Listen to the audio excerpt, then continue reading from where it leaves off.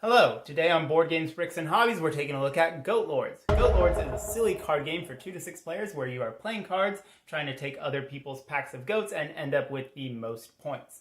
Now, in the interest of full disclosure, the publisher, Gatwick Games, did send me this game free of charge. However, they didn't give me any sort of sponsorship for this video, so rest assured, these thoughts are my own. We'll take a quick look at how to play, and then come back here for my final thoughts.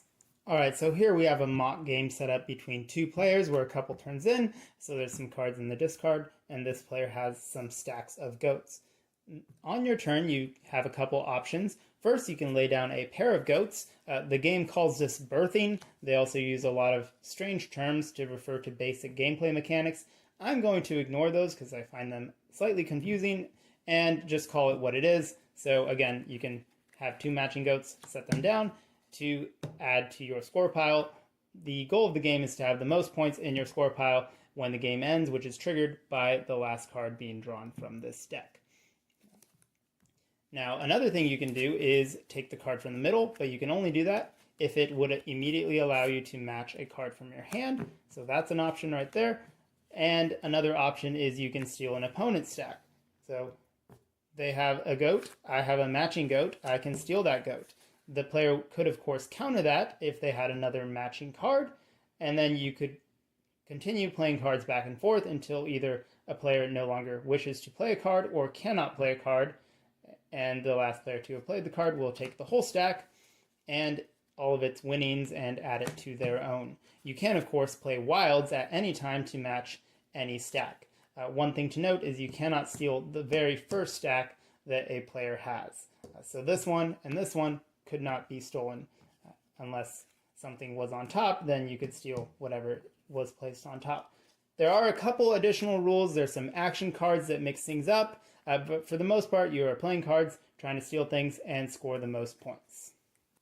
So some of you might be thinking, hey, that sounds a lot like this other game I've heard of. That other game, I assume, is Cover Your Assets.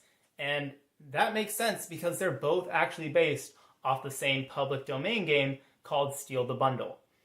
So it makes sense that they have similarities, just like how Uno is based off the public domain game Crazy Eights, and Skyjo is based off the public domain game Golf. There are lots of public domain games that get reworked into licensed things, and this is no exception. So no one really ripped off anyone other than the public domain, just to set that straight. Now, the gameplay itself, I think it's amusing. The humor's not really my style. It's kind of that exploding kittens sort of thing, which isn't my cup of tea. But if you do enjoy that, you'd probably be drawn towards this style of game. Obviously, it's a lighthearted take that style of game, especially with those action cards, which do mix things up, and I appreciate that. But if you're looking for a silly card game, this is probably right up your alley. I would give it a 7 out of 10, which coincidentally is the same rating I give that other game that I just mentioned. Now, if you're looking for other games from this company, I did get a chance to play Loot and Loaded, which is actually, I think, one of their more unique games. I gave that one an 8 out of 10. I would recommend that one over this, personally, but again, if it's your style of humor and your style of silly take that, Goat Lords might be up your alley. So let me know your thoughts in the comments, and I look forward to seeing you in another Board Games, Bricks, and Hobbies video. Take care.